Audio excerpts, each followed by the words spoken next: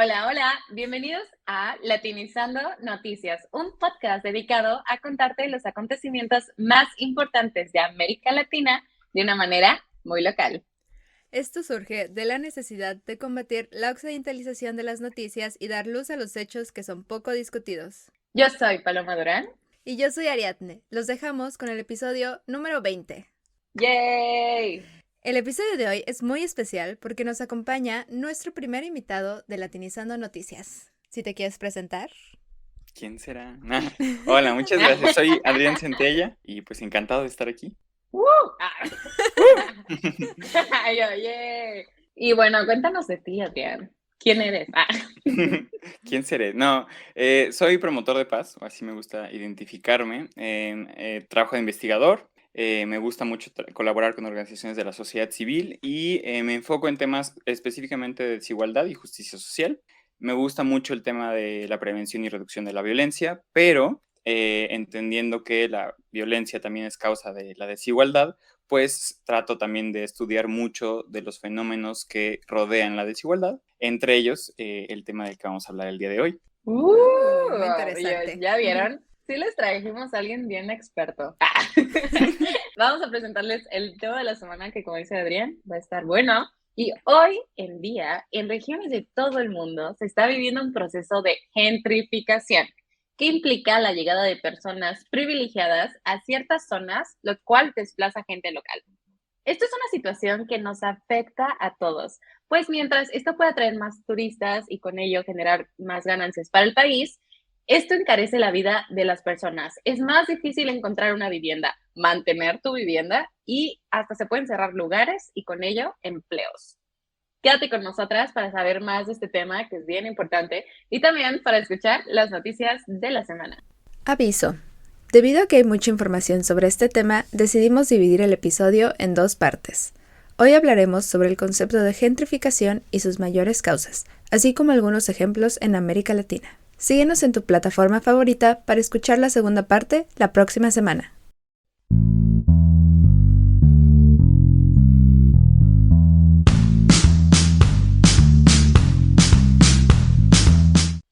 Vamos a comenzar con ¿qué es la gentrificación? La ONU Habitat define la gentrificación como un proceso de renovación y reconstrucción de áreas previamente deterioradas que ocurre por la llegada de personas de clase media o acomodada.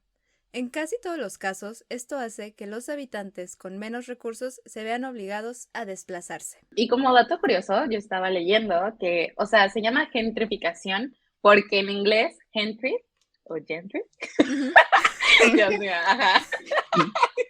Y exponiendo mi inglés.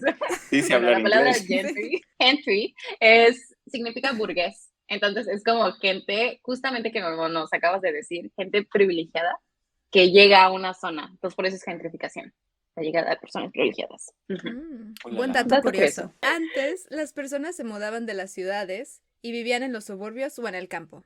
Sin embargo, desde hace algunas décadas, las personas están regresando a los centros urbanos. De acuerdo con un reporte de ONU Habitat, hay varias razones por las que esto está sucediendo.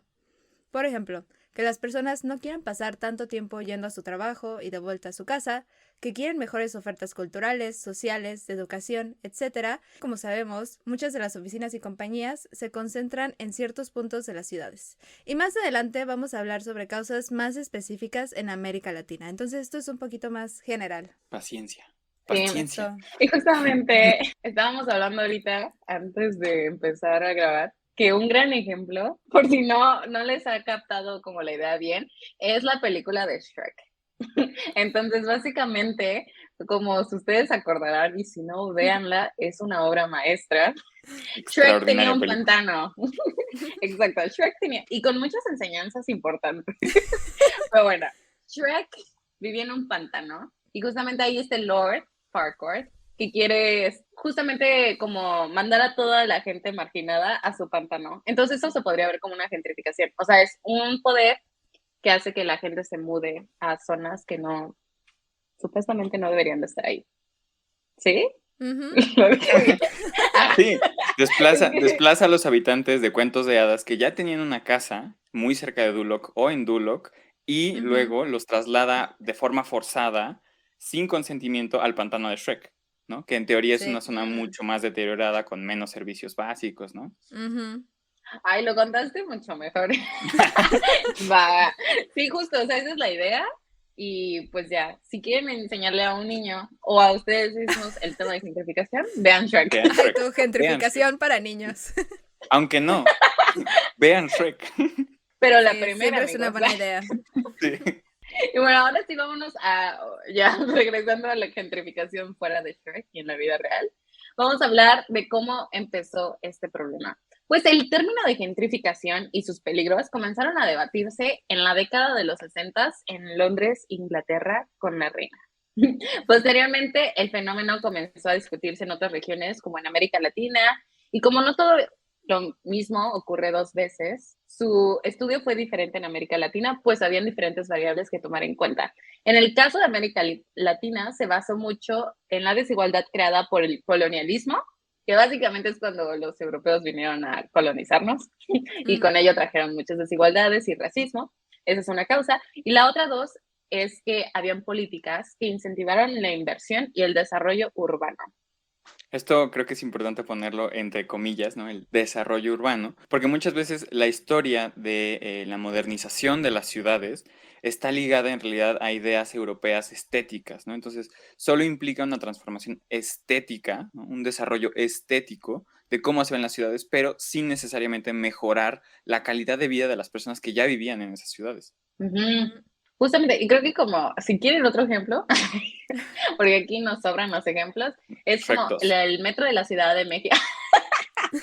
No, no, no.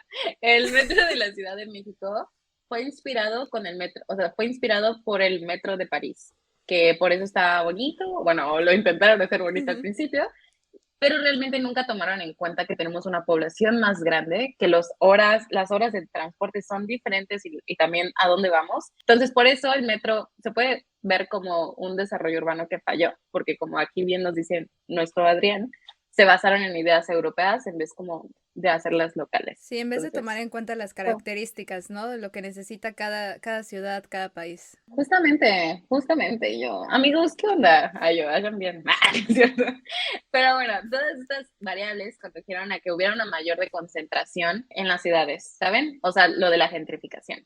Y bueno, esto ha incrementado el costo de vida y en consecuencia ha desplazado y marginado a minorías étnicas o a comunidades que ya se encontraban marginadas o históricamente discriminadas. El estudio de la gentrificación en América Latina, no es para que sepan rápido qué onda, no es muy antiguo. De hecho, hace 15 años muchos académicos decían, bro, esto no está pasando aquí en América Latina.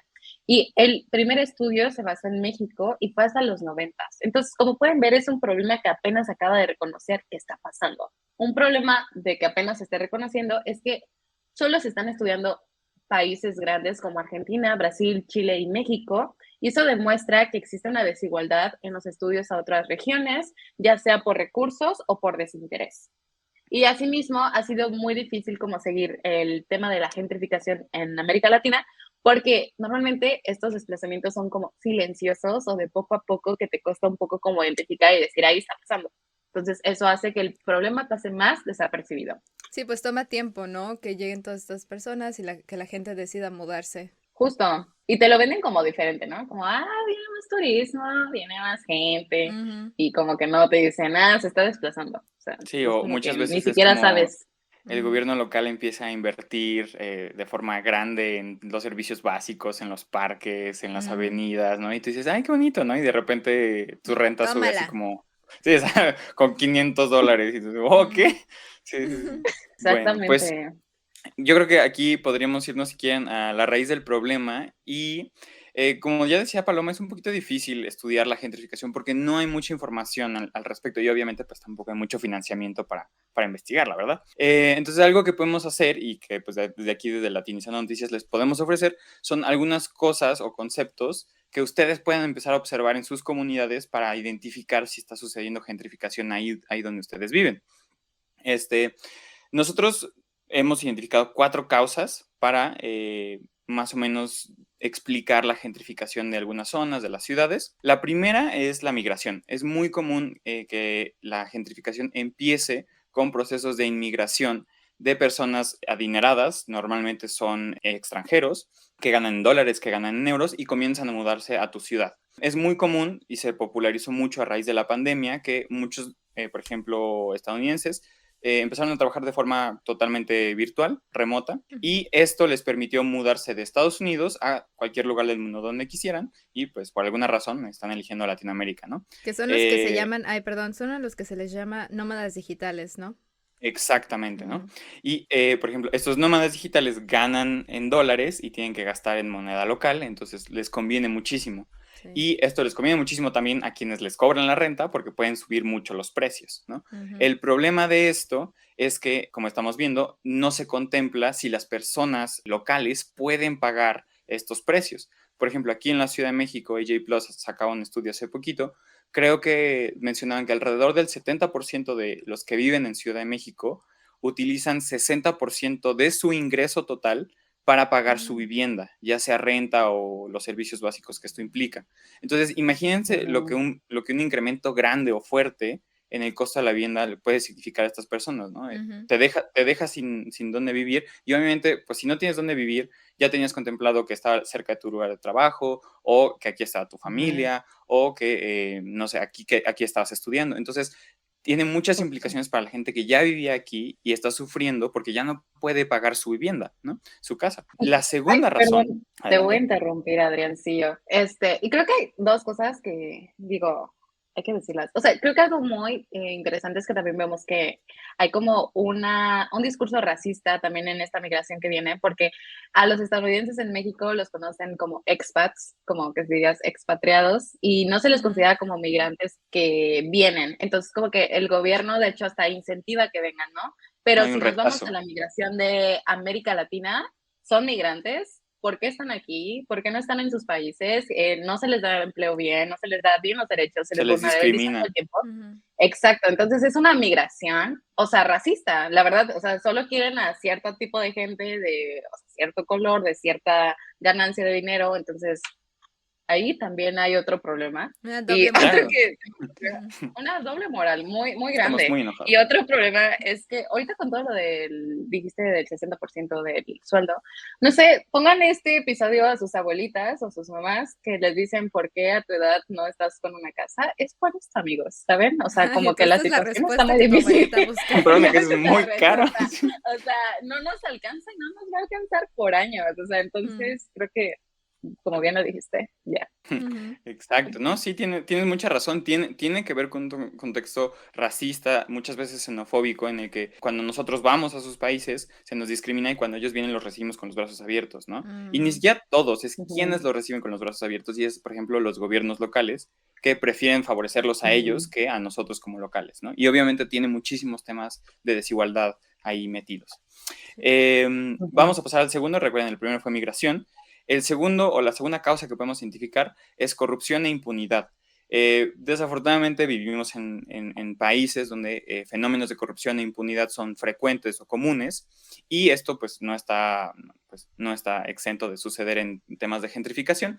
En esta ocasión muchas veces sucede que empresas se aprovechan de las personas que llegan con muchos ingresos para violentar, por ejemplo, contratos de arrendamiento, de renta de departamentos y de forma ilegal venden esos departamentos o rompen sus contratos o arreglan contratos con estas personas que están llegando para desalojar y desplazar a las personas que ya vivían ahí. Obviamente todo esto de Ujú, forma ilegal, pero pues prosperando gracias a la impunidad, ¿no? Las personas Mm, que de por sí ya utilizan mucho de su ingreso en pagar su vivienda, pues probablemente no tienen mucho más para pagar a un abogado y defender su vivienda, ¿no? Sucede también aquí en Ciudad de México, ha sido un fenómeno bastante reciente, se creó un cártel inmobiliario que lo que comenzó a hacer es comprar propiedades de bajo costo, demolerlas, construir edificios que no están aprobados de acuerdo a las leyes que ya existen. Ciudad de México, recordemos, es un lugar que, por ejemplo, sufre muchos terremotos, no se permiten en muchas zonas edificios de más de 3 pisos. Aprovechándose del espacio que ya tienen, estas constructoras levantan edificios de 7, 8 pisos, mm, les meten departamentos súper lujosos y aunque están violando todas las leyes de seguridad, de patrimonio, de conservación del espacio público, aprovechan estos espacios para introducir a los nuevos migrantes que ya tienen mucho dinero y que sí pueden pagar los departamentos. Y claro que los puedes demandar, claro que los puedes denunciar, pero esos procesos toman 5, 6, 7 años y pues cuando llega la justicia ya hay gente viviendo en esos departamentos. Entonces se vuelve mucho más complicado, ¿no? Entonces tenemos un tema de corrupción e impunidad muy fuerte afectando a las personas locales y del que muchas empresas, incluso servidores públicos, se están aprovechando. No me sorprende. Sí, desafortunadamente. Me río, pero es triste, debería estar llorando. Sí, sí. No, es como un mecanismo de, ¿cómo se dice? Cop mechanism. Como Sí, estás tan traumado que le Coping, buscas una risa. Ujú. Ajá, sí, sí, exacto. Risa que refleja dolor. Sí. Exacto. Pasamos a la tercera razón, si quieren. El involucramiento de muchas empresas extranjeras o nacionales. Y esto se da porque muchas empresas compran o arreglan contratos con los gobiernos locales para comprar grandes territorios, por ejemplo, no sé, 10,000, 5,000, 50,000 metros cuadrados y construir complejos departamentales masivos, ¿no?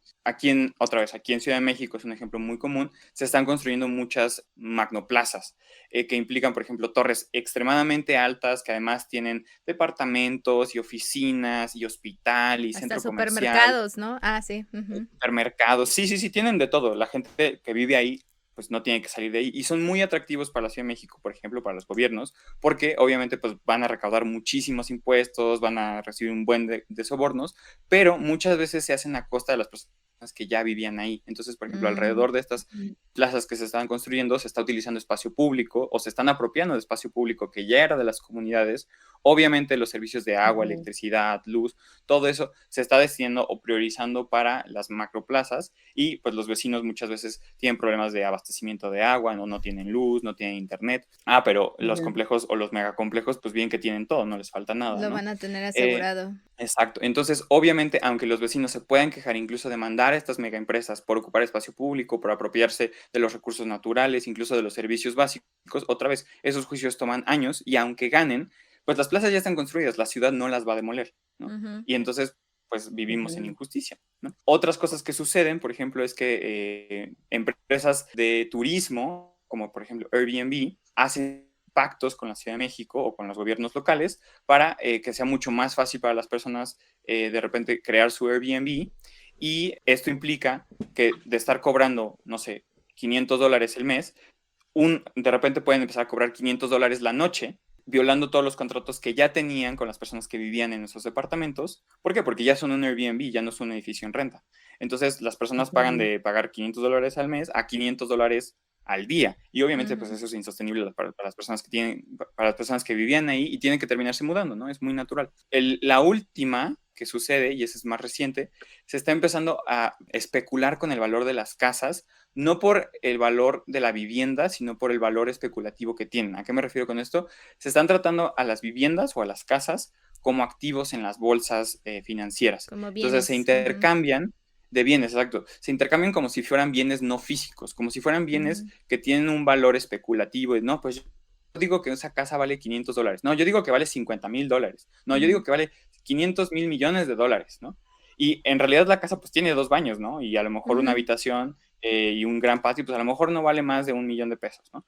Ese es el problema, que la gente ya esté especulando con el valor de esas casas sin necesariamente ver pues cuánto es el valor que le da lo que le puede ofrecer a las personas que vivan en ella, ¿no? Y esta especulación está generando que muchas propiedades que sí se podrían habitar terminen siendo abandonadas o estén abandonadas. Y obviamente la gente local no las puede comprar. En Mérida esto es algo muy común. Hace poquito me tocó platicar con un conductor de Uber. Él trabaja, su mamá trabaja, su papá trabaja y a los 3 no les alcanza para pedir el préstamo. Exacto, trabajan tiempo completo y a los 3 no les alcanza para pedir el préstamo para comenzar a pagar una casa. No les alcanza ni para endeudarse para empezar a comprar una casa en Mérida, porque justo ya han especulado tanto con el valor de las viviendas en Mérida que ya es insostenible para las personas locales. Esto obviamente genera que se tengan que desplazar a los suburbios y entonces tengan que gastar muchísimo más en traslado, pero además suburbios que no tienen, por ejemplo, los servicios básicos de agua, luz, electricidad, internet, que ya tenían donde sí vivían. Triste. Perdón, Sí. me Muy enojo, feo. me emociono. No, es No, que nos muchas tenemos gracias, que es muy enojar. interesante, sí.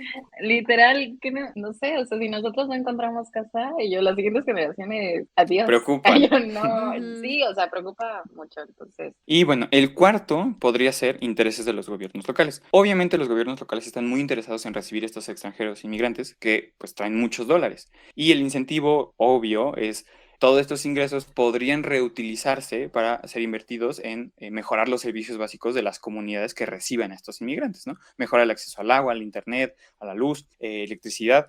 El problema es que muchos de estos procesos implican la construcción de viviendas que en realidad no están contempladas para las personas que ya vivían ahí por el costo.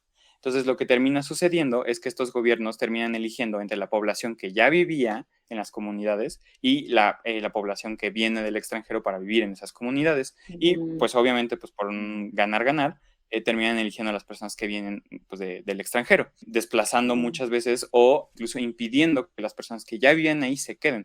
Hay muchos casos también de, por ejemplo, servidores públicos que, aunque no representan a todo el gobierno, hacen pactos con empresas y organizaciones para desalojar a las personas de sus propiedades, quitarle a las personas de sus propiedades y construir edificios para incrementar la renta, recibir a migrantes y olvidándose completamente de las personas que desplazaron. Justo, y creo que eso se relaciona mucho con lo que pasó con Airbnb en la Ciudad de México con Claudia Sheinbaum, que Ujú. es la alcaldesa, y básicamente ella firmó un tratado en octubre con la Airbnb para que justamente fuera más fácil rentar casas de Airbnb en vez de rentar a personas locales. Y entonces eso hizo que mucha gente, de hecho, tuviera que dejar de vivir en sus casas y mucha gente empezó a decirle así como, Claudia, bueno, yo me emocioné. Yo, Claudia, ¿qué estás haciendo? O sea, esto está mal, ¿no? Nos estás dejando en la calle. Y la Sheinbaum decía algo así de, pues ahorita no hay evidencia de que haya una relación con la presencia de Airbnb y que las rentas suban. ¿En Y serio yo, dijo eso? mami, no, sí, te lo juro, sí, sí, Oh, sí. wow. Yo dije, brother, está en los estudios, entonces, Ujú. creo que está Y muy de hecho cañón, se o sea, nos aprovechan mucho de demuestra. que justo no hay suficientes estudios para comprobarlo, Ujú. ¿no? Entonces, porque además es un fenómeno súper Hagamos reciente, o sea, nuestro estudio aceptamos donaciones para financiarlo. y voluntarios, perdónenos, ya apenas vamos empezando. Bueno, si quieren, hago la pregunta de la Por semana. favor, haznos el honor. Y esto es para ustedes y para involucrar a la audiencia. ¿Has empezado a ver indicios de la gentrificación en tu ciudad? Compártenos, pues sí, todo lo que hayas visto o aprendido en este episodio a través de las redes sociales. Ahora nos vamos con las noticias de la semana. Y antes de comenzar, tengo que hacer una corrección. La semana pasada dije que 4 niños que sobrevivieron a un accidente de avión el pasado 1 de mayo habían sido encontrados en la selva amazónica de Colombia. Sin embargo, esto fue un error. Hasta hoy, domingo 28 de mayo, no se han rescatado. Las fuerzas militares de Colombia, que los están buscando, han dicho que hay rastros de que los niños siguen con vida y que se encuentran en movimiento, pero no han podido Órale, localizarlos.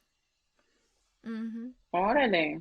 No, y aparte, o sea, creo, Ari, que, o sea, como tú, muchos periodistas escribieron de eso, porque es como de, el presidente Hasta de el Colombia presidente cayó dijo a en la la falsa de, ya lo información, sí. rescatamos y después borró el tweet. O sea, justamente así pasa. Sí, Así creo que pasa con hubo demasiado. una falta de comunicación entre las fuerzas militares que los estaban buscando y pues tristemente no se han encontrado.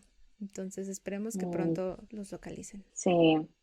Y como segunda noticias traemos que la Corte de Guatemala ha decidido poner fin a la campaña presidencial del candidato más popular que había, Carlos Pineda, un mes antes de que iniciaran las votaciones. Pineda es un empresario conservador que apeló a la situación y dijo, oigan, no me cancelen mi candidatura al tribunal. Sin embargo, el tribunal dijo, ¿sabes qué? Sí te la vamos a cancelar porque no has recogido las firmas de tus delegados y tampoco has presentado informes financieros que son necesarios para cualquier candidato. La decisión ha enfurecido a Pineda y a muchos simpatizantes y de hecho hay como una consigna que dicen la corrupción ha ganado y Guatemala ha perdido. Ya Uy, cuando se desarrolla un poco más esta situación, se las traemos para que sepan claro que bien qué sí. está pasando. La segunda noticia de la semana es sobre Perú. El pasado jueves 25 de mayo, Perú declaró como persona non grata al presidente de México, Andrés Manuel López Obrador.